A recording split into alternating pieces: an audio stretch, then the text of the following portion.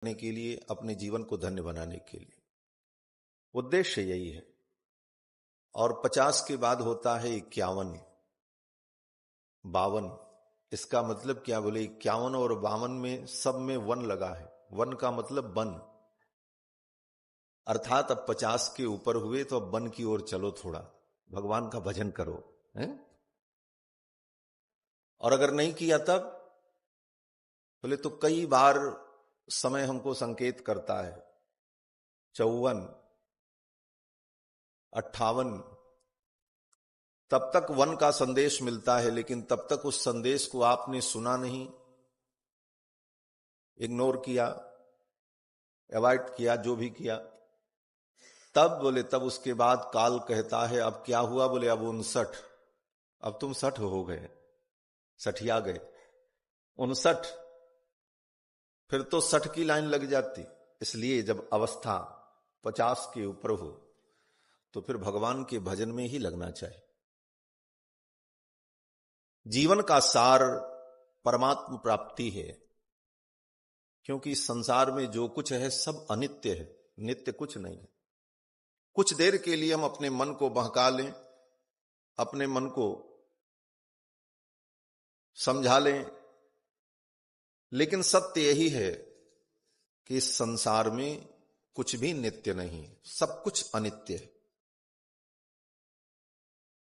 और इस अनित्य संसार में आकर, अनित्य संसाधनों को पाकर, जितने संसाधन हैं ये सब अनित्य हैं।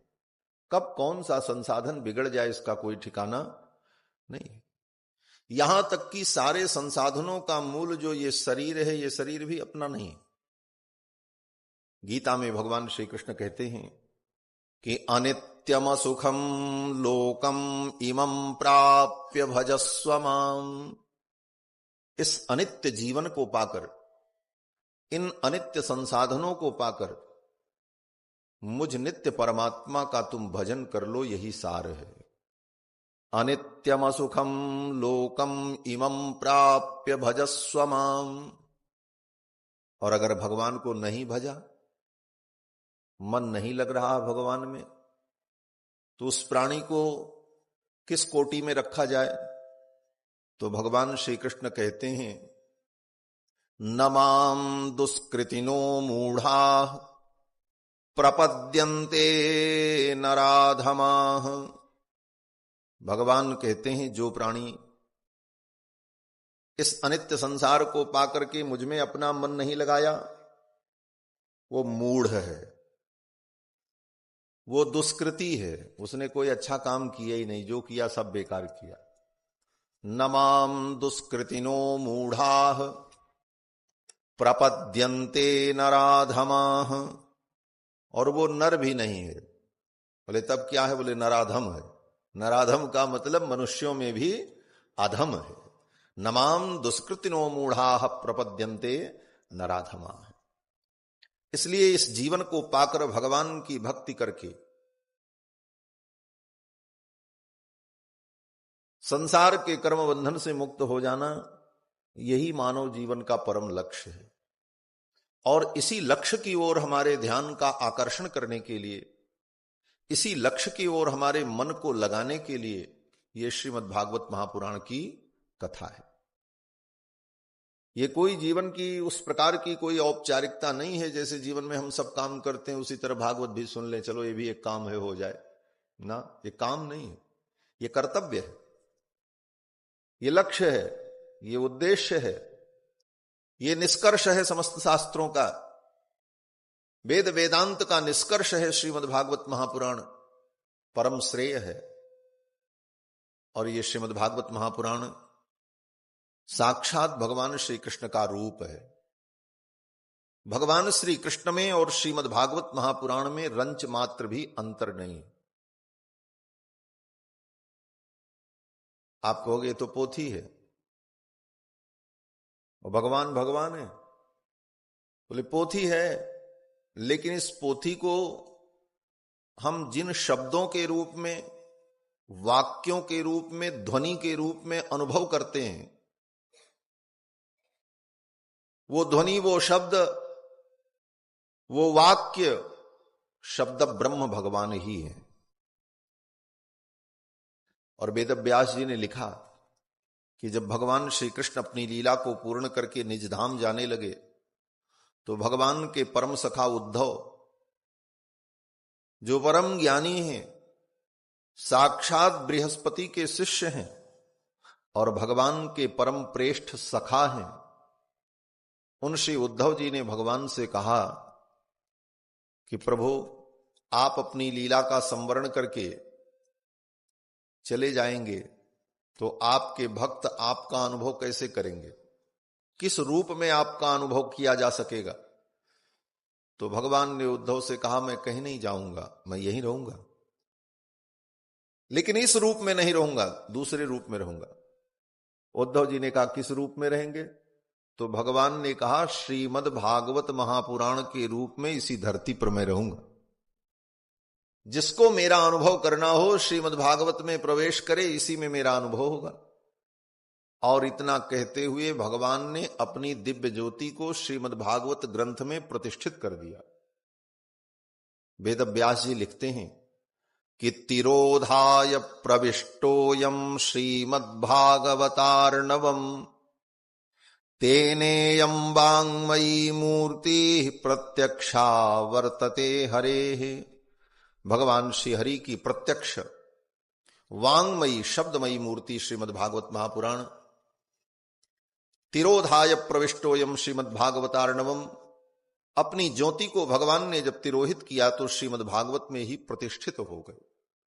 अगर आपके घर में श्रीमद् भागवत की पोथी रखी है तो समझो भगवान कृष्ण बैठे। ये भागवत जी की आरती करो, बोले यही भगवान है, इनको भोग लगाओ, यही भगवान। शब्द ब्रह्म के रूप में भगवान आज भी विद्यमान है और इसी भागवत के माध्यम से ही कृष्ण का हम अनुभव करते हैं, उस परम तत्व का अनुभव करते हैं। श्री वेदव्यास जी महाराज ने 18 पुराण और महाभारत की रचना की और उन 18 पुराण महाभारत में उनकी अंतिम रचना श्रीमद् भागवत महापुराण। आप कहोगे रचना वेदव्यास जी ने की तो ये भागवत भगवान कैसे हो गई? बोले इसका भी उत्तर है। मूर्ति तो कोई कलाकार बनाता है, लेकिन मूर्ति बनने के बाद जब मंत्रों के द्वारा प्राण प्रतिष्ठा हो जाती है तब वो भगवान हो जाते हैं। उसी प्रकार शब्दमयी मूर्ति का निर्माण वेदव्यास जी ने किया, क्योंकि शब्द के कलाकार हैं वेदव्यास, महाकवि। उन्होंने शब्दमयी मूर्ति बना दी भगवान की। ये भागवत रूपी शब्दमयी मूर्ति भगवान की बनकर के तैयार हो गई। अब इसकी प्राण उनको लगा ये सूत होकर कथा सुना रहे हैं। सूत तो वो होता है जो रथ चलाता है, रथकार, सूत मागध। और ये व्यासपीठ पर बैठकर कथा सुना रहे हैं, ये तो मर्यादा नहीं है। उनके नाम को सुनकर बलराम जी को भ्रम हुआ और श्री बलराम जी ने अपना शस्त्र उठाया और सूत जी को मार डाला, सूत जी का वध कर दिया। ये सब कथा भागवत जी में भी है। जब उन्हें मार दिया तब ऋषियों ने कहा अब हमको कथा कौन सुनाएगा? आपने इनकी हत्या कर दी और आपको भ्रम हुआ कि ये सूत हैं। सूत इनका नाम है, सूत इनकी जाति नहीं है, इनका नाम सूत है, क्योंकि यज्ञ की सुत्या के दिन याग की वेदी से इनका प्रादुर्भाव हुआ था, इसलिए इनका नाम सूत है। तो बलराम जी को भी बड़ा पश्चाताप हुआ। बलराम जी ने कहा ठीक है, अब जो हो गया सो हो गया, लेकिन इनके पुत्र जो हैं उनके अंदर सारा ज्ञान विज्ञान प्रतिष्ठित रहेगा, वो आपको कथा सुनाएंगे। तो वो सूत जी महाराज, उनका भी नाम सूत जी ही हुआ। रोमहर्षण के पुत्र रोमहर्षणी सूत जी महाराज पधारे और मुनियों ने उन सूत जी से निवेदन किया कि आप हमें भगवान की मंगलमयी कथा सुनाओ। नैमिषारण्य की धरती पर श्री सूत जी महाराज ने सौनकादि मुनियों को बहुत कथाएं सुनाई हैं। अनेक पुराणों की कथा, महाभारत की कथा, रामायण की कथा, ये सब कथा श्री सूत जी महाराज ने नैमिषारण्य में सुनाया। तो सौनकादि मुनियों ने सूत जी के चरणों में प्रणाम किया और प्रश्न किया, हे मुनिवर, आप कृपा करके हमें ऐसी कथा सुनाओ जिस कथा के सुनने से हमारे मोह का नाश हो, माया मोह की निवृत्ति हो और भगवान श्री कृष्ण की प्राप्ति हो। कृष्ण प्राप्ति करम सस्वत साधनम तद्बदाधुना। भगवान कृष्ण की प्राप्ति हो ऐसे साधन का आप वर्णन करो, और जिस कथा को सुनकर के हमारे विवेक का संवर्धन हो, विवेकः वर्धते महान, जिस कथा के श्रवण से हमारा विवेक बढ़े, ऐसी कथा आप सुनाओ। सौनक आदि मुनियों ने जब इस प्रकार निवेदन किया तो श्री सूत जी महाराज बड़े प्रसन्न हुए और सूत जी ने कहा, हे मुनियों, आपके अंदर कथा के प्रति प्रीति है, इसलिए मैं आपको कथा सुनाऊंगा।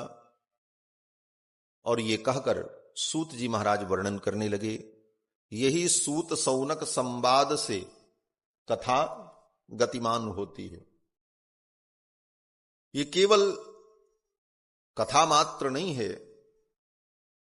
इस कथा में पग पग पर तत्व की चर्चा, भगवान की चर्चा, कल्याण के साधन का निरूपण, धर्म अधर्म का निरूपण, उचित अनुचित का निर्णय, परतत्व का निर्णय, इन्हीं सभी विषयों का समन्वित रूप श्रीमद् भागवत महापुराण की कथा है।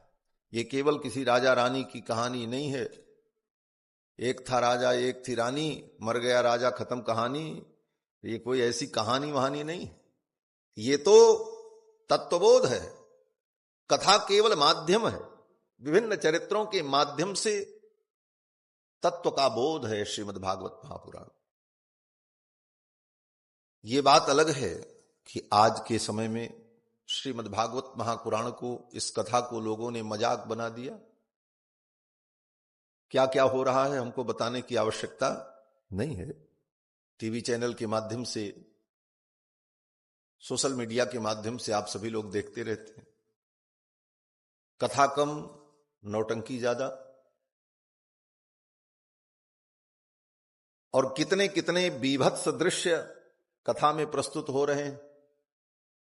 इसीलिए बुद्धिजीवी वर्ग जो है, जो बुद्धिमान हैं, गंभीर लोग हैं, वे उन लोगों को इन चीजों से धीरे धीरे अनिच्छा होने लग जाती कि ये फुहड़पन, ये मजाक।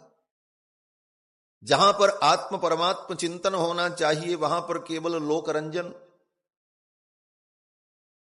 और वो भी लोकरंजन का उद्देश्य केवल इतना कि हमें धन मिले, हमारा नाम हो, लोग हमको जाने, लोकैषणा वित्तैषणा, मात्र इतने के लिए इस अमृत कथा का दुरुपयोग, यह वास्तव में सनातन धर्म के लिए एक बहुत बड़ा विचारणीय विषय है। बंधुओं, सूत जी महाराज ने शौनकादि मुनियों को आश्वस्त किया कि आपके हृदय में प्रीति है, इसलिए मैं आपको कथा सुनाऊंगा। प्रीति ही शौनक चित्ते ते ह्यतो बच्मि विचार्य च सर्व सिद्धांत निष्पन्नम संसार भयनाशनम। सर्व सिद्धांत निष्पन्नम, समस्त सिद्धांतों का जो सार है वो श्रीमद् भागवत है। और इसका फल क्या है? बोले संसार भय नाशनम। ये संसार के भय का नाश करने वाला है। ये कथा क्या करती है? बोले भय का नाश करती है। बस ये भय नाश करने वाली कथा है। बोले क्या भय है? बोले सबको भय है। जितने लोग बैठे हैं सब भयभीत हैं। हाँ, सब, हम आप सब। ऐसा नहीं कि केवल आपको मैं कह रहा हूं, हम आप सब, और भी जितने लोग हैं जो यहां नहीं बैठे वो भी भयभीत हैं। किस चीज से? बोले सबको भय है। किसी को भय है कि कहीं ये चीज बिगड़ न जाए, किसी को भय है ये चीज छूट न जाए। पग पग पर व्यक्ति को भय व्याप्त है। और सारे भय का अगर समन्वित रूप देखा जाए तो एक भय है संसार छूट जाने का भय, और जो छूटेगा ही छूटेगा। सबके अंदर संसार के छूटने का भय भरा हुआ है, और उसी भय से भयभीत होकर के व्यक्ति सब कुछ कर रहा है। कहीं हमारा ये न बिगड़ जाए, कहीं वो न बिगड़ जाए, बेटा न छूट जाए, बाप न छूट जाए, भाई न छूट जाए, शरीर न छूट जाए। सब छूटने का भय है और सब छूटेगा पक्का है, इसको कोई रोक नहीं सकता। इस भय से हर व्यक्ति परेशान है और सबके अंदर यह भय व्याप्त है। दूसरे शब्दों में कहा जाए तो नाश का भय। और इसे दुनिया की कोई ताकत रोक नहीं सकती। ये तय है, समय आने पर सब कुछ नष्ट होगा, सब कुछ छूटेगा, कुछ अपना है ही नहीं, जब तक है तब तक है। इसी भय से हर प्राणी भयभीत है। जो प्रधानमंत्री के पद पे बैठा उसको भी भय है कहीं पद न छूट जाए, आगे मिलेगा कि नहीं मिलेगा इसका डर है, वो भी डरा हुआ है। हर व्यक्ति को भय है और इसी भय की संज्ञा है संसार भय। ये भय यही है संसार में। इस भय का नाश कैसे हो?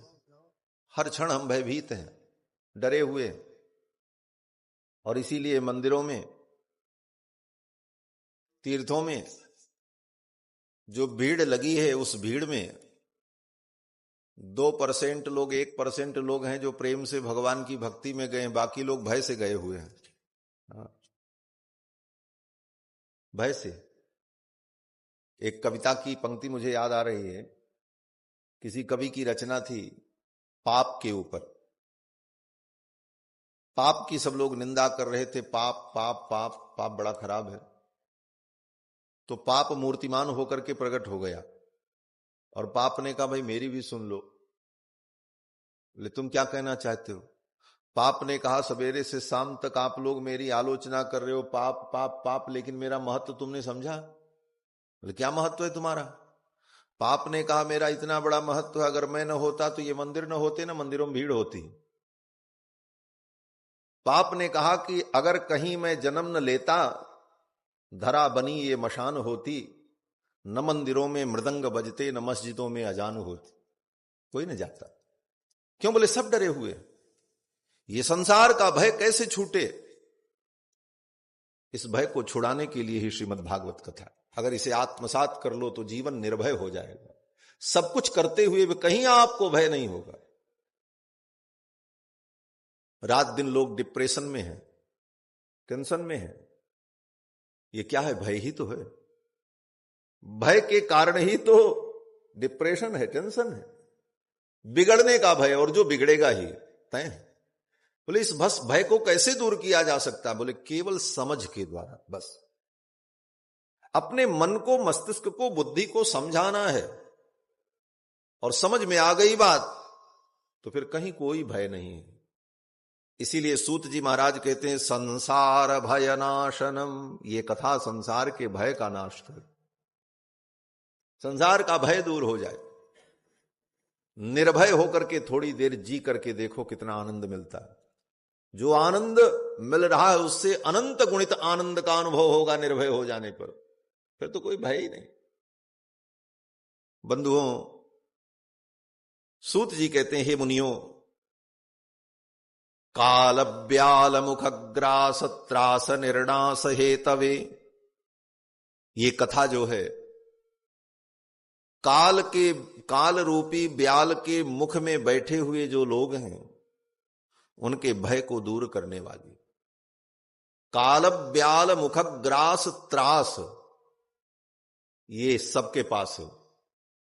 पंक्तियां थोड़ी कठिन हैं लेकिन समझना।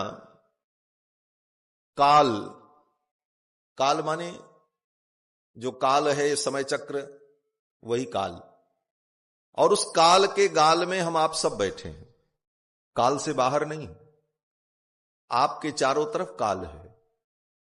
काल माने समय। आपके दाहिने तरफ भी, बाएं तरफ भी, सब जगह 3:30 ही बज रहा है इस समय। काल सब जगह है, ऐसा नहीं है 4:30 बज रहा है। हाँ, वो काल सब जगह है। ऐसा नहीं है कि आपके सामने जब घड़ी देखो तो 4:30 बजे, इधर देखो तो 5 बजे, ऐसा नहीं। काल सर्वत्र वही है, अखंड है। और उस काल के मध्य में सब कुछ है, चर अचर, जड़ चेतन, सब कुछ काल में ही विद्यमान है। इसका तात्पर्य बोले काल के मुख में काल रहेगा, बाकी कुछ नहीं रहेगा। समय आने पर सब काल में विलीन होता चला जाता है, सब कुछ अरबों खरबों वर्षों से काल में ही तो सब विलीन हुआ। तो काल के मुख के ग्रास हम बने हुए हैं और इसका त्रास है, डर भी है, जानते भी है। अब ये त्रास कैसे छूटे? कहते हैं त्रास का काल ब्याल मुख ग्रास त्रास, काल के मुख में हम ग्रास बने हैं, इसका जो त्रास है, इस त्रास को दूर करने का उपाय श्रीमद् भागवत महापुराण की कथा है। त्रास निर्णास हे तवे, इसमें मन लगाओ, भगवान के चरित्र को सुनो, तत्व चिंतन करो, काल का भय, काल करेगा अपना काम लेकिन काल का भय नहीं रहेगा। और ये कथा हमारे मन को पवित्र करने वाली है। मन को पवित्र करने का दूसरा कोई साधन नहीं है। तन को पवित्र करने के बहुत साधन हैं। हम तन को पवित्र कर लेते हैं, गंगा में स्नान कर लो, समुद्र में स्नान कर लो, विविध तीर्थों में जाकर के स्नान कर लो, तन पवित्र हो जाता है। इसके बाद भी पवित्र होने के बाद ब्राह्मण लोग भी मंत्र पढ़ करके पवित्र कर देते हैं, अपवित्र पवित्रो वा सर्वावस्थांगतोऽपि वा। लेकिन मन पवित्र नहीं होता। मन को कैसे पवित्र करें? मन को पवित्र करना बहुत आवश्यक है, क्योंकि तन की पवित्रता के साथ साथ अगर मन पवित्र नहीं हुआ तो न दुख दूर होगा, न अज्ञान की निवृत्ति होगी, न भगवत प्राप्ति होगी, न संसार का बंधन छूटेगा। क्योंकि मन ही बंधन मुक्ति सबका कारण है। मन एव मनुष्याणाम कारणम बंध मोक्षयोः, मन ही बंधन मुक्ति दोनों का कारण है। और मन को पवित्र करने का एकमात्र साधन भगवान की कथा है, सत्संग है। सूत जी महाराज कहते हैं कि एतस्माद् अपरम किंचिन मनः शुद्ध्यै न विद्यते। भगवान की कथा के अतिरिक्त, सत्संग के अतिरिक्त मन को पवित्र करने वाला दूसरा कोई साधन नहीं है। लेकिन यह कथा भी तब मिलती है जब जन्मांतर का पुण्य हो। जन्मांतरे भवेत पुण्यम तदा भागवतम लभेत। जन्म जन्मांतर के पुण्य होंगे तभी भागवत कथा सुनने का अवसर मिलेगा। नहीं तो कथा बगल में होती है, पड़ोसी नहीं सुन पाता, घर में होती है, घर के लोग नहीं सुन पाते, पुण्य नहीं। जब तक पुण्य नहीं होगा और भगवान की कृपा नहीं होगी तब तक भगवान की कथा आप सुन नहीं सकते। कथा में बैठोगे भी तो आपका मन नहीं लगेगा, धीरे से मोबाइल देखने के बहाने उठ के आदमी चला जाएगा। ऐसे 3 घंटे पिक्चर देखने को कह दो तो देखेगा व्यक्ति, 3 घंटे नाच देखना हो तो व्यक्ति देख लेगा, उसमें मन नहीं उबेगा। लेकिन अगर पुण्य नहीं है तो कथा में आपका मन नहीं लगेगा।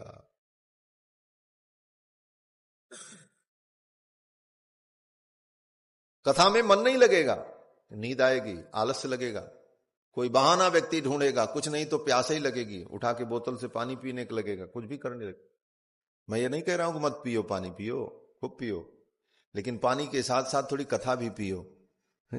ये कथा पीने के लिए, पिबत भागवतम रसमालयम, इस रस को पियो। आपको बतावें 3 घंटा अगर मन लगा करके आपने कथा सुनी तो मैं जिम्मेदारी लेता हूं, ना आपको प्यास लगेगी ना भूख लगेगी, कोई जरूरत नहीं पड़ेगी पानी की। ये तो औपचारिकता है।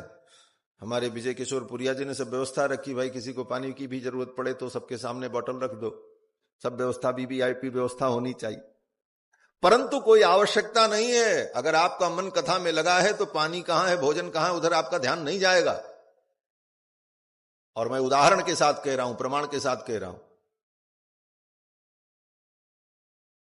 राजा परीक्षित कथा सुनने जब बैठे, 4 दिन लगातार कथा सुनी, रात दिन। चौथे दिन जब कृष्ण जी के जन्म का प्रसंग आया तो उसके पहले राजा परीक्षित ने सुखदेव जी से कहा कि नैषाति दुस्सहा छुन्माम त्यक्तोदमपि बाधते। 10वें स्कंद का 1म अध्याय।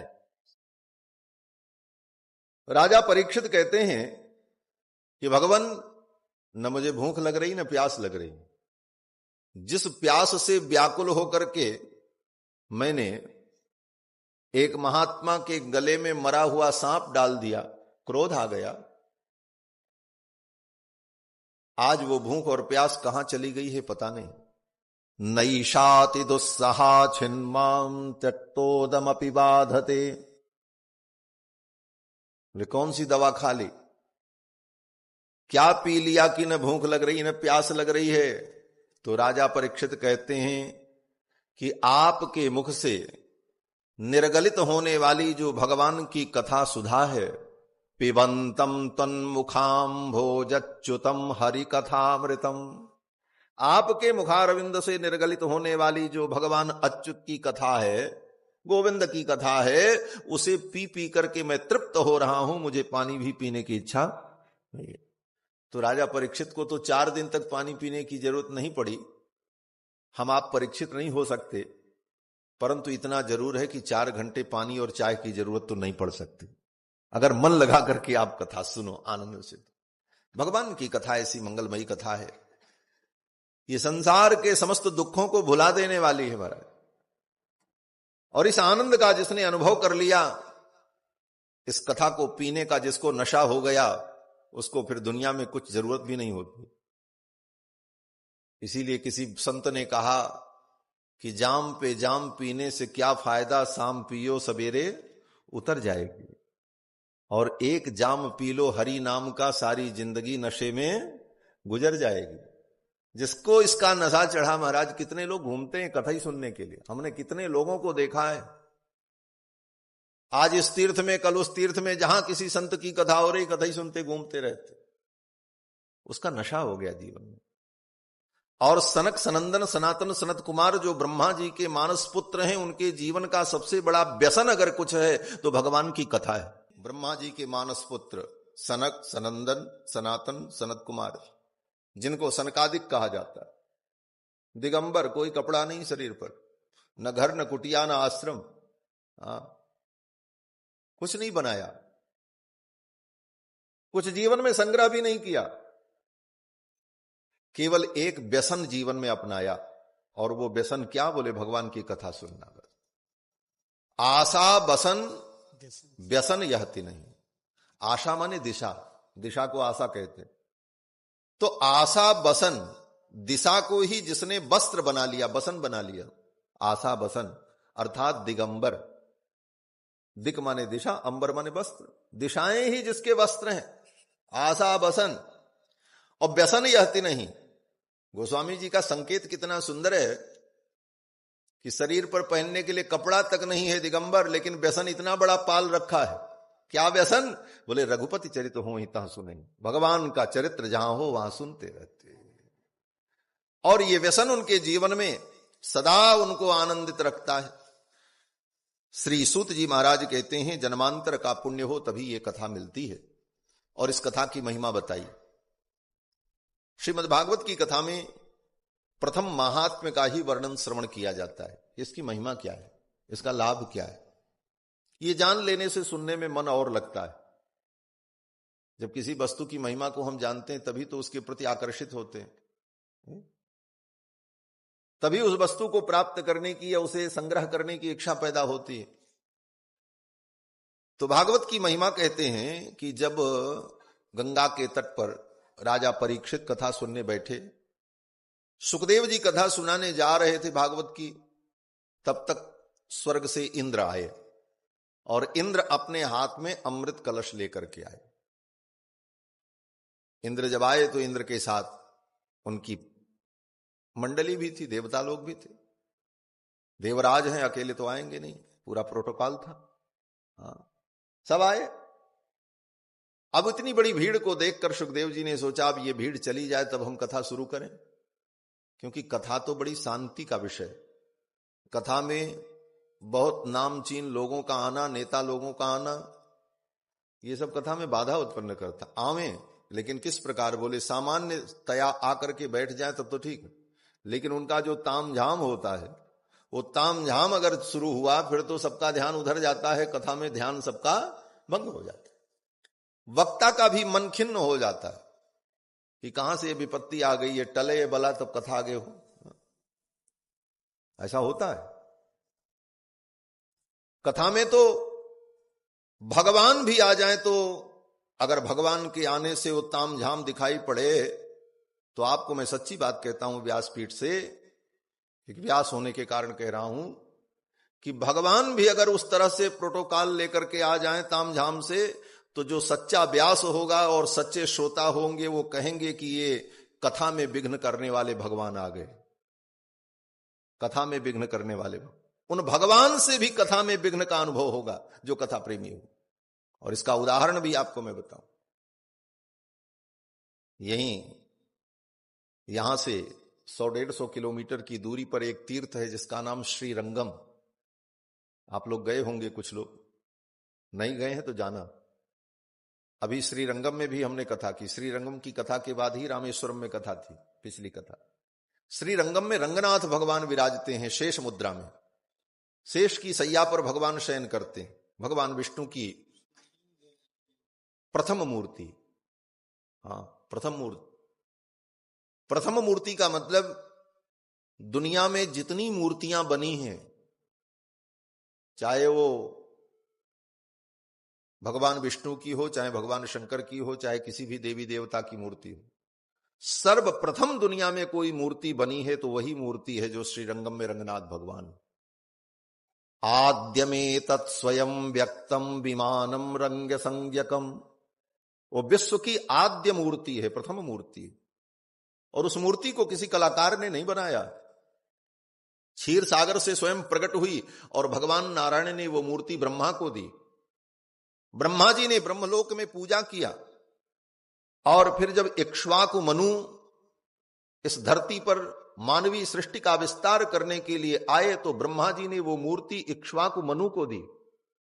और इक्ष्वाकु मनु से लेकर के कई लाख वर्षों तक उन रंगनाथ भगवान की पूजा अयोध्या में होती रही, क्योंकि इक्ष्वाकु मनु अयोध्या के राजा थे। और जब प्रकट हुए और राम जी ने रावण पर विजय प्राप्त करके अयोध्या में सिंहासनारूढ़ होकर प्रजा का पालन करने लगे, तो श्री विभीषण जी ने कहा कि प्रभु, अब लंका में मैं कैसे राज्य करूं, आपके बिना तो मैं लंका जाऊंगा नहीं, आपके बिना मैं रह नहीं सकता। तो भगवान श्री राम ने कहा कि ये मेरे यहां जो रंगनाथ भगवान की मूर्ति है, इक्ष्वाकु मनु के काल से लेकर आज तक पूजित हुई है, ये मेरा ही स्वरूप है, इन्हीं को आप ले जाओ। और भगवान श्री राम ने वो रंगनाथ भगवान की मूर्ति विभीषण जी को दे दी। विभीषण जी जब लेकर के चलने लगे तो भगवान को इच्छा हुई, अब हम लंका कहां जाएं, भारत जैसा देश छोड़ करके लंका में जाना। भारत देश भगवान को बहुत प्रिय है, इसीलिए भगवान का अवतार भारत में ही होता है। जयति भारत वर्ष देशः यस्य पावन भूमि भागे क्रीडितुम वांछति परेशः। परमात्मा भी इस भूमि में क्रीड़ा करना चाहता है, खेलना चाहता है, इसलिए भगवान भारत में अवतार लेते। नहीं, धरती इतनी बड़ी है, आप स्वयं विचार करो, दुनिया में कहीं भगवान का अवतार हुआ भारत छोड़ करके? थोड़ा बुद्धिजीवी व्यक्ति तर्क कर सकता है कि आपके धर्म के अनुसार भगवान का यहां अवतार हुआ, आपके यहां दुनिया में बहुत से धर्म हैं। बोले हां, दुनिया में बहुत से धर्म और पंथ हैं, लेकिन उन धर्म पंथों के अनुसार भी आज तक उनके भगवान का अवतार उनके देशों में नहीं हुआ। उनके धर्म और पंथ के अनुसार भी उनके ईश्वर का अवतार वहां नहीं हुआ। ईश्वर ने बहुत कृपा की तो अपने दूत को भेज दिया, पैगंबर को भेजा, अपने पुत्र को भेजा, स्वयं नहीं आया है। लेकिन भारत में, बोले भारत में भगवान स्वयं अवतार लेते हैं रामकृष्ण नरसिंह के रूप में। ये भारतवर्ष है, जयति भारतवर्ष देश। तो ऐसे देश को छोड़कर जाने की रंगनाथ भगवान को इच्छा नहीं हुई और रंगनाथ भगवान यहीं दक्षिण भारत में, भारत की दक्षिणी सीमा पर विराजमान हो गए, कावेरी नदी के मध्य में। वही तीर्थ रंगनाथ भगवान है। आद्य में तत्स्वयं व्यक्तम विमानम रंग संज्ञकम। उन्हीं रंगनाथ भगवान के यहां एक महात्मा कथा कहते थे। खूब लोग, संत लोग सत्संग करने के लिए आते थे, भगवान की चर्चा होती थी। और रोज शाम सवेरे वहां तो भगवान की सवारी निकलती है। भगवान को पालकी में बैठा करके बाजा गाजा के साथ मंदिर के प्रांगण में घुमाया जाता है। सवारी उसको बोलते, सवारी उत्सव। तो महात्मा कथा सुना रहे थे, प्रेमी भक्त बैठ करके कथा सुन रहे थे, तब तक उधर से भगवान की सवारी आ गई। रंगनाथ भगवान को पुजारी लोग पालकी में लेकर बाजा सहनाई बजाते हुए, जैसे यहां नाद स्वरम बजता है, सवेरे सब व्यवस्था कर रखी थी विजय जी ने, वो सब इसी प्रकार दाक्षिणात्य वाद्य बज रहे थे और भगवान की सवारी आ रही थी और महात्मा कथा कह रहे थे। जब वो सवारी आई और इतना बाजा गाजा बजा तो महात्मा जी को कथा में विघ्न लगा और सुनने वालों को भी विघ्न का अनुभव होने लगा। तो महात्मा ने कहा, देखो कथा तो भगवान की है और भगवान के लिए ही हम कथा सुन रहे हैं, लेकिन आज भगवान ही हमारी कथा में विघ्न करने के लिए आ रहे हैं। तो अब हैं तो भगवान ही, अब उनका निरादर तो हम नहीं कर सकते, लेकिन ऐसा करो, अब उठ करके प्रणाम करो भगवान को और जब सवारी चली जाए तब कथा होगी। विघ्न करता भगवान कथा में आ गए। महात्मा ने कहा, कथा में विघ्न करने वाले भगवान आ गए हैं, उनको प्रणाम कर लो और जब ये चले जाएं तब आगे कथा हो। भगवान ने सुन लिया। भगवान तो, आप अपने मन में भी कुछ कहो तो भगवान सुन लेते हैं। मंदिर में जाकर के जोर से बोल के बताने की जरूरत नहीं, आप मन में सोचो, भगवान सुन लेते हैं।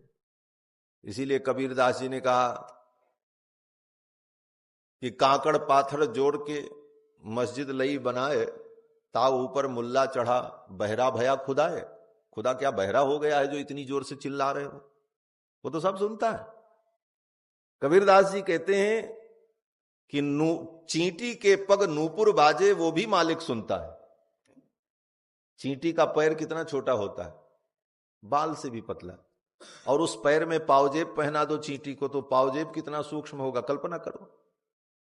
और उस पावजेब के जो नूपुर होंगे वो कितने सूक्ष्म होंगे, और वो बजेंगे तो कितनी सूक्ष्म ध्वनि होगी। बोले वो भी परमात्मा सुन सकता है, उसको तो सब जान मालूम। चींटी के पग नूपुर बाजे वो भी मालिक सुनता है, तो फिर चिल्ला करके सुनाने की कोई जरूरत नहीं। महात्माओं ने कहा कि कथा में विघ्न करने वाले भगवान आ गए। हाथ जोड़ करके सब श्रोता वक्ता खड़े हो गए। भगवान ने सुन लिया। भगवान ने तुरंत अपने पुजारियों को आदेश दिया, यहीं से पालकी लौटाओ, आगे संत कथा सुना रहे हैं, प्रेमी जन कथा श्रवण कर रहे हैं, उसमें बाधा न हो। वहीं से भगवान ने अपनी पालकी लौटा ली। रंगनाथ भगवान की पालकी लौट करके चली गई कि कथा में विघ्न न हो। कथा तो बड़ी गंभीर चीज है महाराज। कथा में आओ तो आकर के चुपचाप शांति से बैठ जाओ, और ये शिक्षा हमारे राम जी से लो। हम तो अयोध्या वासी हैं, बिना राम जी का नाम लिए काम चलेगा नहीं। और राम जी की ही कीर्ति तो यहां है। रामेश्वरम में भी, रामेश्वरम में क्या है, हमारे राम जी की ही तो कीर्ति है। राम जी ने स्थापित कर दिया, इसलिए रामेश्वरम के लिए कहां से लोग दौड़ करके आ रहे। कीर्ति तो हमारे राम जी की है, इसीलिए राम जी ने वहां से भेजा। और रामेश्वरम में भगवान शिव ने बुलाया हमको, आपको, सबको। तो राम जी से शिक्षा लो, कथा कैसे सुनी जाती है। रामायण में वर्णन है कि जब कुश और लव कथा सुनाने लगे तो राम जी अपने सिंहासन पर बैठे थे, राज दरबार में कथा हो रही थी। तो राम जी ने विचार किया, सिंहासन पर बैठ करके कथा नहीं सुननी चाहिए। वक्ता के लिए तो सिंहासन हो, लेकिन श्रोता के लिए तो साधारण आसन हो। नियम ये है। वक्ता को तो चाहे जितना सुंदर सिंहासन, व्यासपीठ जितनी ही अच्छी हो, जितना ही सुंदर हो, अच्छी बात, लेकिन श्रोता के लिए बोले साधारण आसन हो और वक्ता से नीचे हो। वक्ता से ऊंचे श्रोता का आसन हो जाए तो श्रोता को पुण्य नहीं मिलता। बराबर आसन भी न हो, समासनात् पुण्य हानि ही। वक्ता के बराबर आसन हो तो पुण्य का नाश हो जाता है, और वक्ता से ऊंचा श्रोता का आसन हो तो उच्चाच निरयम ब्रजेत, वो श्रोता नरकगामी होता है। आजकल तो ऐसे जगहों पे कथा होती है महाराज, हमने देखा कि वक्ता वहां नीचे बैठे और श्रोता सीढ़ियों पर वहां तक बैठे, उसको क्या बोलते हो, ऑडिटोरियम। हाँ, सच पूछो तो वहां भी कथा का वो स्वरूप नहीं है। वक्ता का आसन उच्च हो, श्रोता उससे निम्न, इस तरह से क्रम से, क्योंकि कथा अमृत रस है और रस सदा नीचे की ओर गतिमान होता है। इसलिए श्रोता जब नीचे रहेंगे तभी वक्ता की कथा उसके हृदय में उतरेगी। ये सब भाव है। बंधुओं, भगवान श्री राम सिंहासन पर बैठे थे, राजाधिराज पट्टाभिराम। राम जी ने सोचा ये मर्यादा नहीं है, सिंहासन पर बैठ करके कथा सुनना, मुझे भी नीचे चलना चाहिए। अब राम जी राजाधिराज उतर करके साधारण लोगों के बीच में बैठे तो निश्चित रूप से अफरा तफरी मच जाएगी। लेकिन राम जी ने सोचा मेरे जाने से लोगों का मन चित्त इधर उधर हो तो कथा में विघ्न होगा। इसलिए राम जी ने क्या किया, बोले जब कथा सुनने में लोगों का मन लग गया, लोग दत्तचित्त होकर के कथा सुनने लगे, तो राम जी अपने सिंहासन से धीरे से उठे। वाल्मीकि जी लिखते हैं कि सचापि राम परिषद गत सनई ही, अपने सिंहासन से राम जी धीरे से उठे और उठ करके जाकर के साधारण लोगों के बीच में बैठ गए जहां पर साधारण लोग बैठे थे। सचापि राम परिषद गत सनई ही बुभूषया सक्तमना बभूव। और वहां साधारण लोगों के बीच में बैठ करके राम जी कथा को श्रवण करने, स्वयं भगवान श्री राम ने रामायण की कथा को सुना है और उनके पुत्र लवकुश ने सुनाया है। तो श्रोता की ये मर्यादा है। अब श्रोता के आने से, किसी विशिष्ट व्यक्तित्व के आने से कथा में विघ्न हो, यह नहीं होना चाहिए। देवराज इंद्र आए अपने परिकरों को लेकर के, सुखदेव जी को लगा ये विघ्न आ गया, अब कथा कैसे होगी। तो सुखदेव जी ने कथा वहीं रोक दी। सुखदेव जी ने पूछा कैसे आगमन हुआ, तो देवराज इंद्र ने कहा कि हम इसलिए आए हैं कि राजा परीक्षित मरने के डर से कथा सुन रहे हैं। 7वें दिन इनको तक्षक नाग काटेगा, इनकी मृत्यु होगी, और ये मरने के डर से कथा सुन रहे हैं। मैं स्वर्ग से अमृत लेकर के आया हूं, अमृत कलश हाथ में लिए हुए। बोले ये अमृत इनको पिला दो, अमृत पी लेंगे तो ये मरेंगे नहीं, और जो अमृत आप इनको पिलाने जा रहे हो श्रीमद् भागवतामृत, ये श्री भागवत क्या है, अमृत है, श्रीमद् भागवतामृतम। बोले ये अमृत आप हमको पिला दो। क्यों? बोले मृत्युलोक में अमृत नहीं मिलता और स्वर्ग लोक में कथामृत नहीं मिलता, तो अदला बदली कर लें, इनको अमृत दे दें और हम कथामृत ले लें। स्वर्ग का अमृत दे करके देवराज इंद्र इस कथा को प्राप्त करने के लिए इस धरती पर आए। सुकम नत्वा बदन सर्वे स्वकार्य कुशला सुराह। सुखदेव जी को प्रणाम किया और देवताओं ने कहा कि कथाम सुधाम प्रयच्छस्व, ये कथा सुधा आप हमको दे दो। गृहीत्वैव सुधामिमाम, और ये स्वर्ग की सुधा को आप ले लो। एवं विनिमये जाते सुधा राज्ञा प्रपीयताम, ऐसा विनिमय हो जाएगा तो राजा परीक्षित अमृत पी लेंगे। और प्रपास्यामो वयम सर्वे श्रीमद्भागवतामृतम, और हम देवता लोग अमृत पी लेंगे। बात यहां पहुंची, अब निर्णय किसको करना है? सुखदेव जी को तो सुनाना था, ये तो श्रोता का विषय था। भाई तय कर लो दोनों लोग, किसको अमृत लेना है, किसको कथा अमृत लेना है। राजा परीक्षित की ओर इशारा किया, बोले आप क्या चाहते हैं? स्वर्ग का अमृत चाहते हैं कि श्रीमद् भागवतामृत पीना चाहते हैं? राजा परीक्षित ने इंद्र की ओर देखा और सुखदेव भगवान की ओर देखा, और राजा परीक्षित ने कहा गुरुदेव मैं तो भागवतामृत का पान करना चाहता हूं, मुझे स्वर्ग का अमृत नहीं चाहिए। इस कथा के लिए राजा परीक्षित ने स्वर्ग के अमृत को भी त्याग दिया।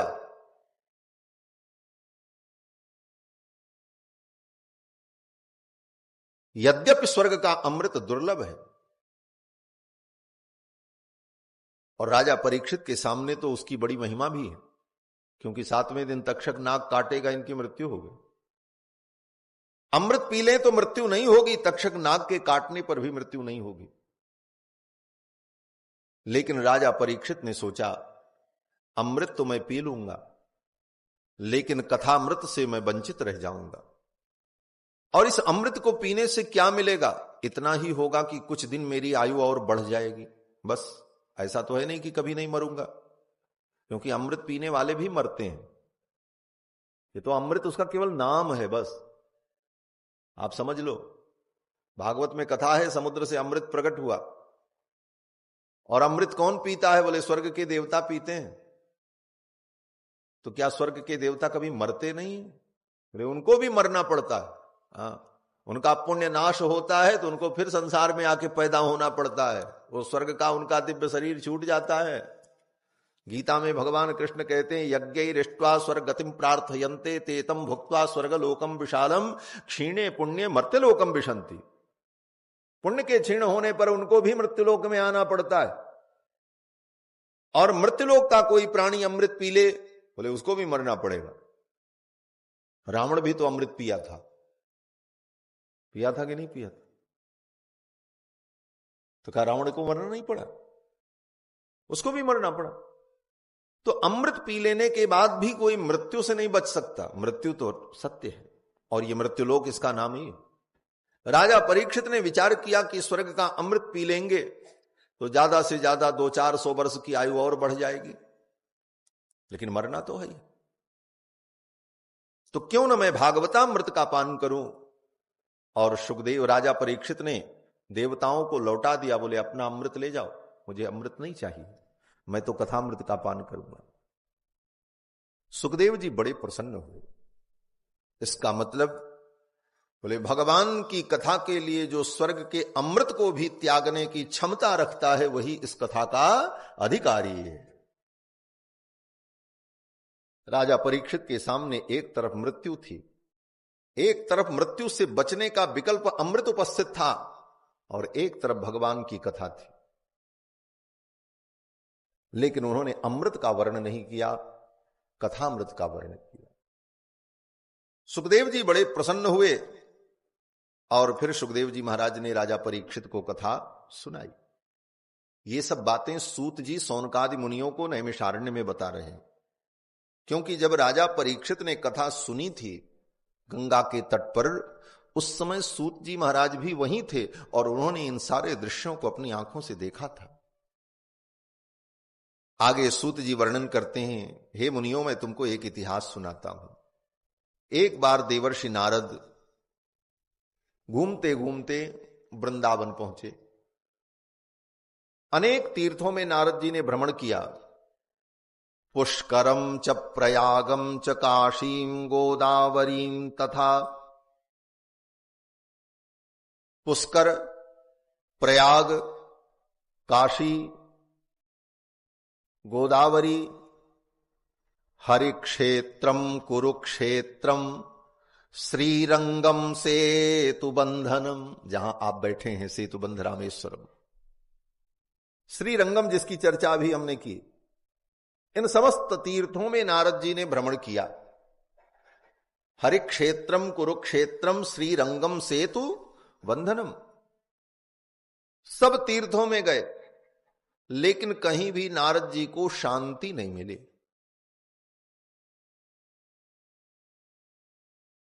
जहां भी नारद जी गए, कलयुग का प्रभाव सर्वत्र दिखाई पड़ा। नापश्यम कुत्रचित शर्म, कहीं भी नारद जी को कल्याण नहीं दिखाई पड़ा। तीर्थों में भी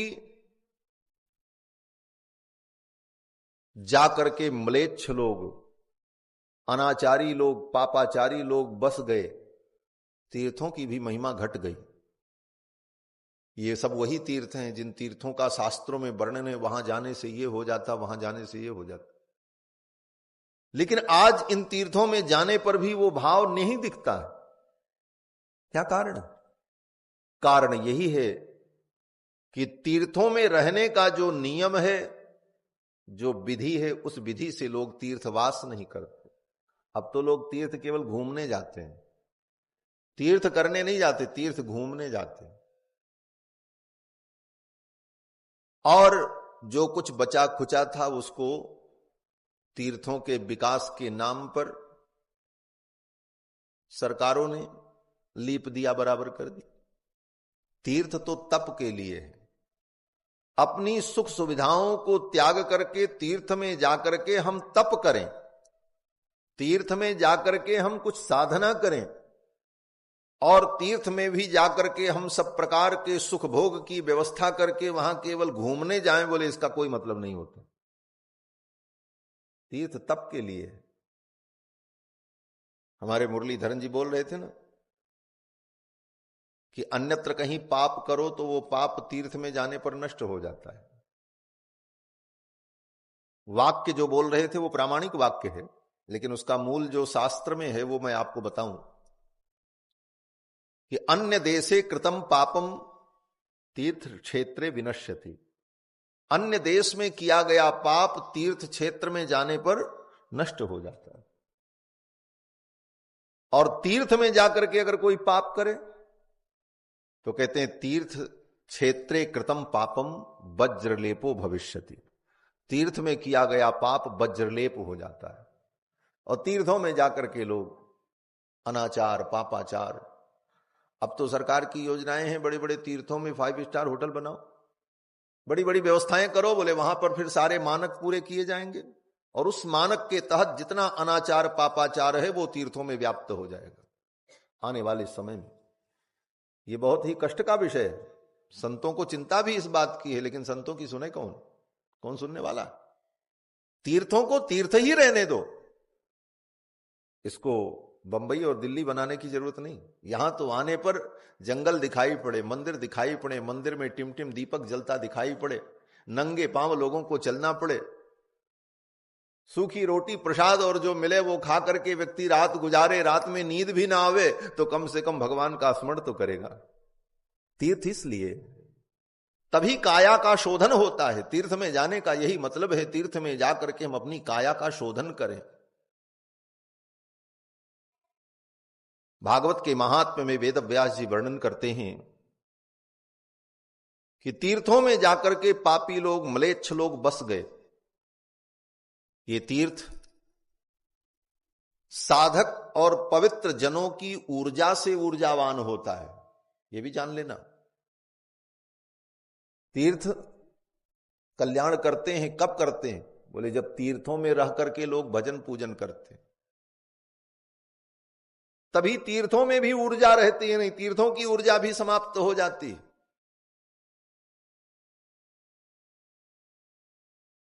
वेदव्यास जी कहते हैं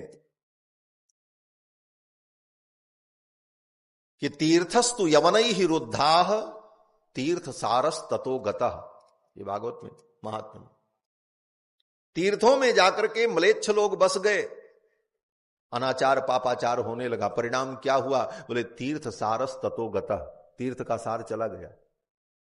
जमीन वही है, धरती वही है, बिल्डिंग वही है, सब कुछ वही है, लेकिन तीर्थ का जो सार था वो तिरोहित हो गया।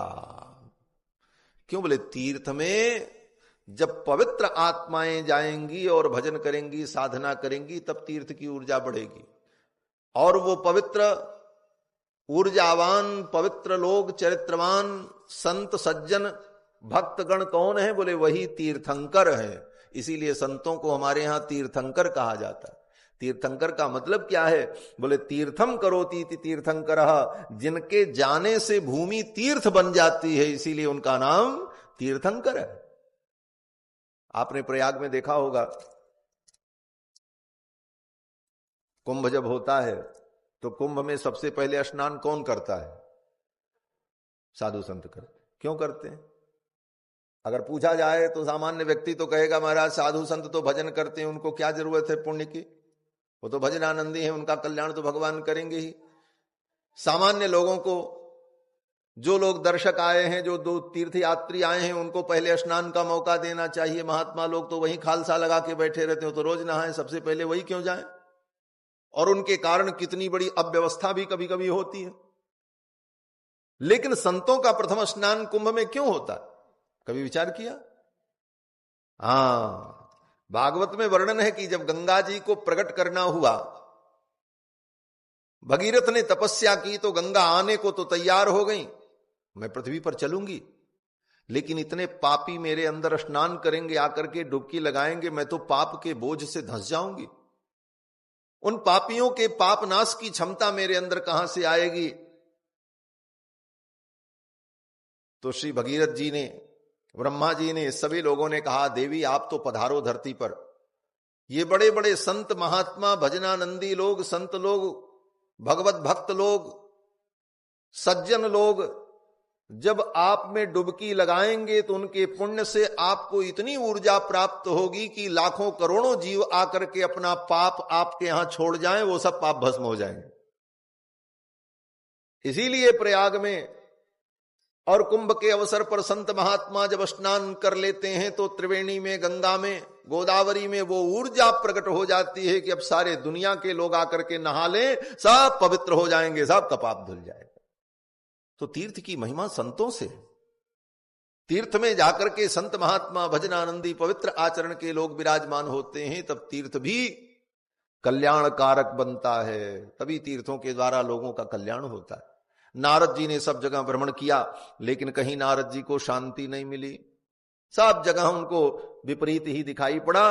अंत में नारद जी घूमते घूमते कहां पहुंचे? बोले वृंदावन पहुंच गए।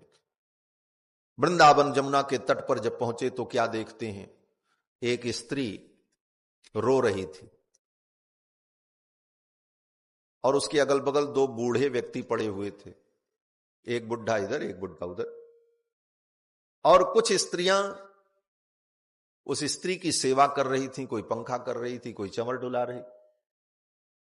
नारद जी ने सोचा कोई राजरानी महारानी होगी, आई होगी।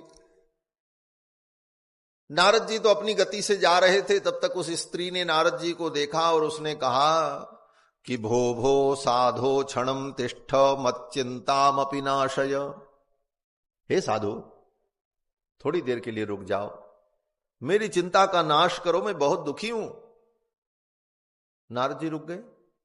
नारद जी ने पूछा, देवी आप कौन हो, आपका क्या परिचय है और क्यों दुखी हो? तो उस देवी ने कहा, देवर्षि मैं भक्ति हूं। लेकिन कौन सी भक्ति? हे बालक बैठाओ। श्री सीतारामचंद्र भगवान की जय। 2 बार भगवान नाम संकीर्तन कर लें। हरे कृष्णा कृष्णा कृष्णा हरे हरे, हरे राम राम राम हरे हरे, हरे कृष्णा कृष्णा कृष्णा हरे हरे, हरे राम राम राम हरे हरे, हरे कृष्णा कृष्णा कृष्णा हरे हरे, हरे राम राम राम हरे हरे, हरे कृष्णा कृष्णा कृष्णा हरे हरे, हरे राम राम राम हरे हरे, हरे कृष्णा कृष्णा कृष्णा हरे हरे, हरे राम राम हरे हरे। गोविंद बोलो हरि गोपाल बोलो, गोविंद बोलो हरि गोपाल बोलो, गोविंद बोलो हरि गोपाल बोलो, गोविंद बोलो हरि गोपाल बोलो, गोविंद बोलो हरि गोपाल बोलो, गोविंद बोलो हरि गोपाल बोलो, श्री राधा रमण हरि गोविंद बोलो, राधा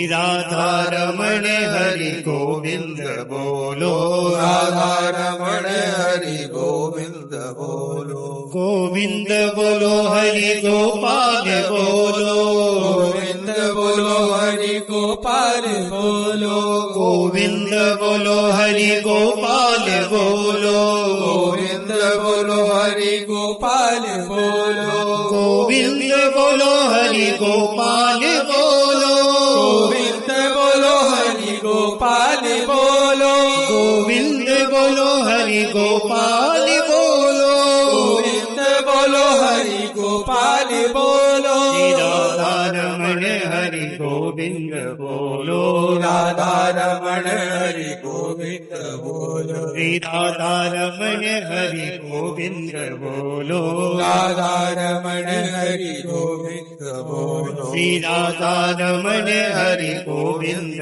बोलो, राधा रमण हरि गोविंद बोलो, गोविंद जय जय गोपाल जय जय गोविंद जय जय गोपाल जय, गोविंद जय जय गोपाल जय जय, गोविंद जय जय गोपाल जय जय, गोविंद जय जय गोपाल जय जय, गोविंद जय जय गोपाल जय जय, हरि गोविंद जय जय गोपाल जय जय, गोविंद जय जय गोपाल जय जय, गोविंद जय जय गोपाल जय जय, गोविंद जय जय गोपाल जय जय, गोविंद जय जय गोपाल जय जय, गोविंद जय जय गोपाल जय जय, गोविंद जय जय गोपाल जय जय, गोविंद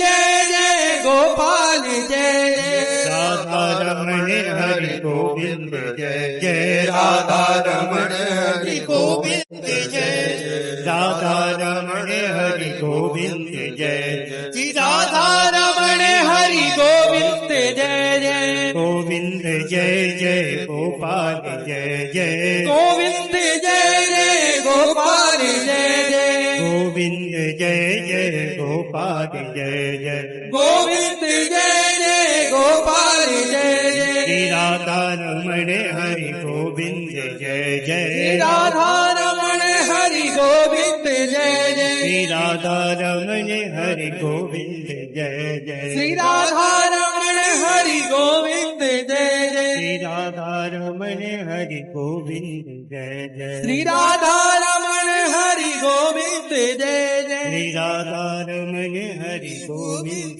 जय जय, राधा रमण हरि गोविंद जय जय, श्री गोविंद भगवान की जय, श्री सच्चिदानंद भगवान की जय जय जय श्री राधे श्याम।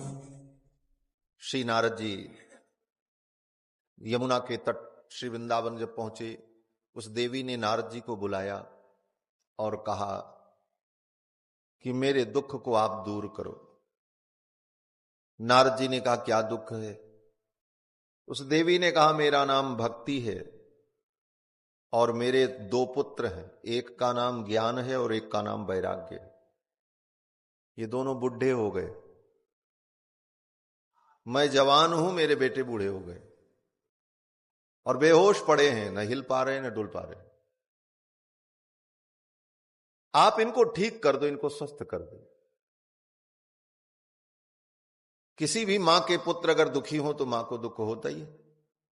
भक्ति के पुत्र का नाम है ज्ञान और वैराग्य। ये भक्ति कोई साधारण स्त्री नहीं थी जिसका नाम भक्ति रहा हो। जैसे आज किसी का नाम श्रद्धा है, किसी का नाम लता है, किसी का नाम कुसुम है, वैसे किसी का नाम भक्ति भी होता है। लेकिन ऐसा कुछ नहीं था कि कोई साधारण स्त्री थी उसका नाम भक्ति था और वो आ गई। साक्षात भक्ति ही थी। कौन सी भक्ति? बोले जिस भक्ति को बड़े बड़े ऋषि मुनि महात्मा ढूंढते हैं, जिस भक्ति को सुनने के लिए हम लोग यहां बैठे हैं, वो भक्ति महारानी है। कहां से आई थी? तो भक्ति महारानी ने कहा मैं दक्षिण देश में उत्पन्न हुई। भक्ति का प्रादुर्भाव द्रविड़ देश में हुआ, इसी तमिल देश में।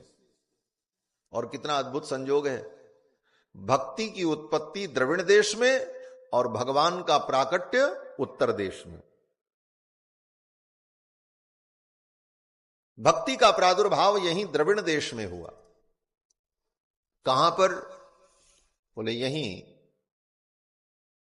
तमिल प्रांत में ही एक तीर्थ है जिसका नाम है आलवार तिरुनगरी। ताम्रपर्णी नदी के तट पर बड़ा पवित्र तीर्थ है। नम्माड़वार षटकोप सूर्य का प्रादुर्भाव स्थल है और वहीं पर 4000 दिव्य प्रबंध का उपदेश षटकोप सूर्य ने श्री नाथ मुनि स्वामी को दिया था, जहां से भक्ति की धारा प्रवाहित हुई। तो भक्ति का प्रादुर्भाव द्रविड़ देश में हुआ और यहां से भक्ति महारानी उत्तर भारत के लिए चल पड़ी। क्यों? बोले उधर कहां जाए, उधर आगे तो समुद्र था, जाना तो इधर ही था। उत्तर की ओर चल पड़ी भक्ति महारानी। और उत्तर की ओर जाने का एक कारण यह भी था कि उत्तर में भगवान प्रकट हुए। भक्ति कहां जाती है? बोले भक्ति भगवान के चरणों में ही तो जाती है, इसलिए भक्ति उत्तर की ओर चल पड़े। जब भक्ति यहां से चली द्रविड़ देश से, तो दूसरा प्रांत आया कर्नाटक। कर्नाटक के बाद महाराष्ट्र, महाराष्ट्र के बाद गुजरात और गुजरात के बाद श्री वृंदावन पहुंच गई भक्ति महारानी। इस क्रम का भक्ति ने वर्णन किया। भक्ति महारानी नारद जी से कहती हैं कि उत्पन्ना द्रविणे साहम वृद्धिम कर्नाटके गता। द्रविड़ देश में उत्पन्न हुई, कर्नाटक में मैं बड़ी हुई। क्वचिन क्वचिन महाराष्ट्रे गुर्जरे जीर्णताम गता। महाराष्ट्र में मेरा कहीं कहीं प्रचार हुआ। उसके आगे मैं जब गुजरात में गई तो गुजरात में जाकर के मैं जीर्ण हो गई। गुर्जरे जीर्णताम गता। और ये दो मेरे पुत्र हैं, एक का नाम ज्ञान है, एक का नाम वैराग्य है। भक्ति के पुत्र का नाम ही ज्ञान वैराग्य है। और वो दोनों बूढ़े हो गए थे, जर्जर थे। भक्ति महारानी ने कहा ज्ञान वैराग्य नामानौ काल योगेन जर्जरौ। ये दोनों पुत्र जो मेरे हैं ये कलयुग के प्रभाव से जर्जर हो गए, बूढ़े हो गए। काल योगेन जर्जरौ, कलयुग ने इनको जर्जर कर दिया। किसको जर्जर किया? बोले ज्ञान और वैराग्य को।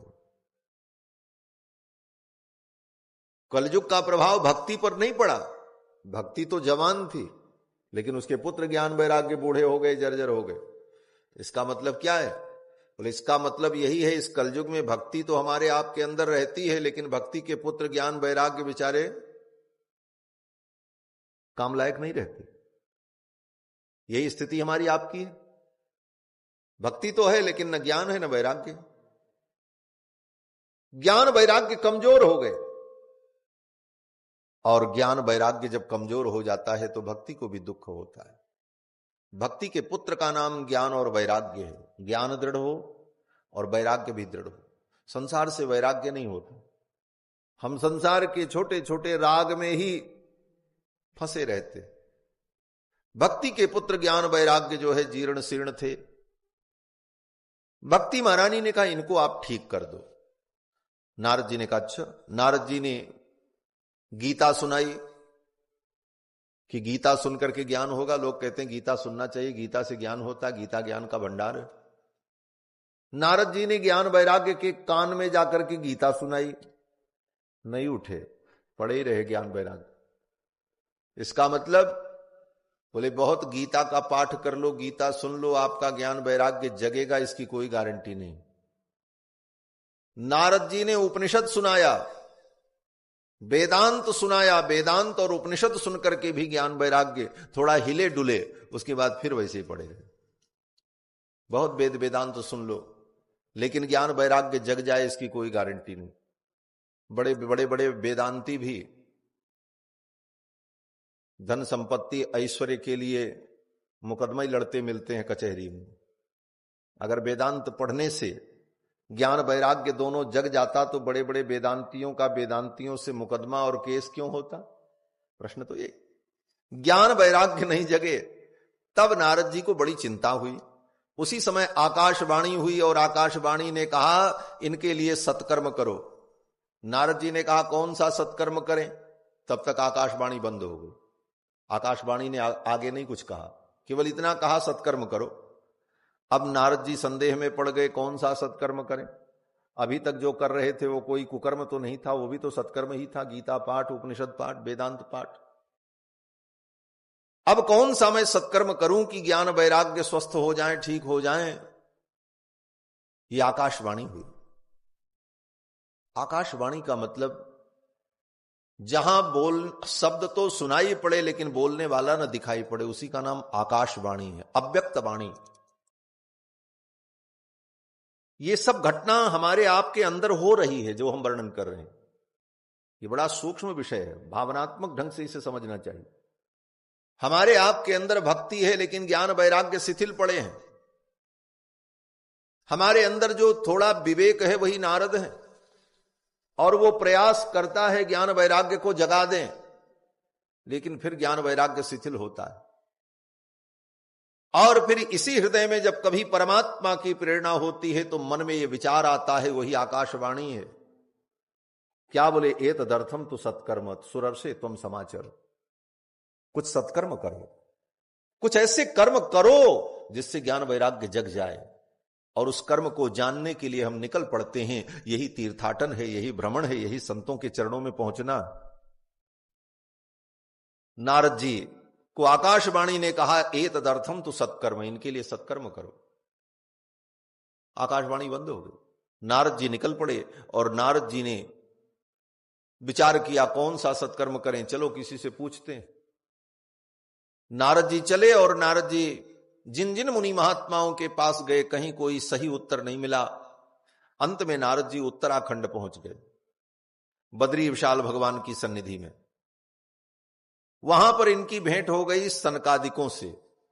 वही सनकादिक जो दिगंबर और निरंतर कथा सुनते रहते हैं, चार भाई, सनक, सनंदन, सनातन, सनत कुमार, ब्रह्मा जी के मानस पुत्र। उनका व्यसन ही भगवान की कथा है, दूसरा कोई काम नहीं। सदा कथा सुनते हैं और सुनाते हैं। कैसे? बोले न इनको वक्ता की जरूरत है न श्रोता की जरूरत। आज जो श्रोता हैं उनको वक्ता की जरूरत हो, कोई वक्ता मिले तो कथा सुनावे। और वक्ता को बोले वक्ता को जजमान की जरूरत हो, कोई जजमान मिले तो कथा सुनावे। लेकिन ये सनक, सनंदन, सनातन, सनत कुमार, ब्रह्मा जी के मानस पुत्र, इनको न जजमान की जरूरत है, न श्रोता की, न वक्ता की। चारों वक्ता हैं और चारों श्रोता हैं। और कहीं भी बैठ जाए कोई तैयारी की भी जरूरत नहीं, न व्यासपीठ की जरूरत, न कोई बहुत बड़ी भूमिका की आवश्यकता। कहीं किसी स्थान पर एक व्यक्ति बैठ जाए वक्ता बन करके और तीन बन जाए श्रोता, और कथा शुरू। और जब वो थक जाए तो वो व्यासपीठ से उतर करके नीचे आकर के बैठ जाए, और नीचे जो तीन श्रोता उसमें से एक व्यक्ति जाके फिर व्यासपीठ पर बैठ जाए, वक्ता बन जाए, फिर कथा शुरू। चारों वक्ता, चारों श्रोता, और जहां रहते हैं वहीं कथा होती है। आशा बसन व्यसन यहति नहीं, रघुपति चरित होई तह सुनहि। देखत बालक, देखने में तो छोटे छोटे।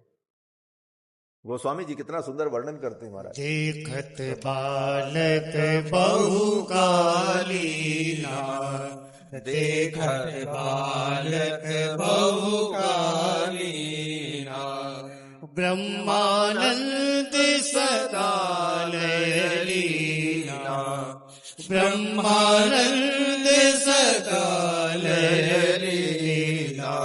देखत बालक बहु कालीना, देखत बालक बहु कालीना, ब्रह्मानंद सदा लीना, ब्रह्मानंद सदा लीना। देखत बालक बहु कालीना, देखत बालक बहु कालीना, बहु कालीना, बहु कालीना। देखने में तो बालक है, देखत बालक बहुकालीना, बड़े पुराने हैं हमारा। सारी सृष्टि इनके बाद हुई। ब्रह्मा जी ने सबसे पहले इन्हीं चारों को पैदा किया था और चारों महात्मा बन गए। इसके बाद आगे की सृष्टि हुई है। इतने पुराने हैं। पूर्वेशामपि पूर्वजाः, वेद व्यास जी कहते हैं पूर्वजों के भी पूर्वज हैं। पूर्वेशामपि पूर्वजाः देखत बालक बहुकालीना, ब्रह्मानंद सदा ले लीना, सदा ब्रह्मानंद में लीन रहने वाले सनकादिक मिल गए। और दूसरे शब्दों में कहो, ये नारद जी के बड़े भाई हैं। नारद जी बाद में पैदा हुए, नारद भी ब्रह्मा के पुत्र हैं और सनकादिक भी ब्रह्मा के पुत्र हैं। सनकादिक पहले हुए, नारद बाद में हुए। ये बड़े भैया हैं इनके चारों। नारद जी पहुंच गए, छोटे भैया को दुखी देखा। दोनों साधु हैं, सनकादिक भी साधु हैं, नारद जी भी साधु हैं, विरक्त महात्मा। सनकादिकों ने देखा नारद जी चिंतित थे, चेहरा उदास था। तो सनकादिकों ने पूछा, नारद इदानीं शून्य चित्तोसी गत वित्तो यथा जनः। नारद इतने शून्य चित्त क्यों हो? लग रहा है जैसे तुम्हारा धन लुट गया हो। गत वित्तो यथा जनः, जैसे व्यक्ति का वित्त चला जाए, धन चला जाए तो व्यक्ति उदास हो जाता उस प्रकार। और तुम्हारे पास तो कोई धन भी नहीं था, और तुम्हारे जैसे महात्मा का सब कुछ लुट भी जाए तो क्या चिंता।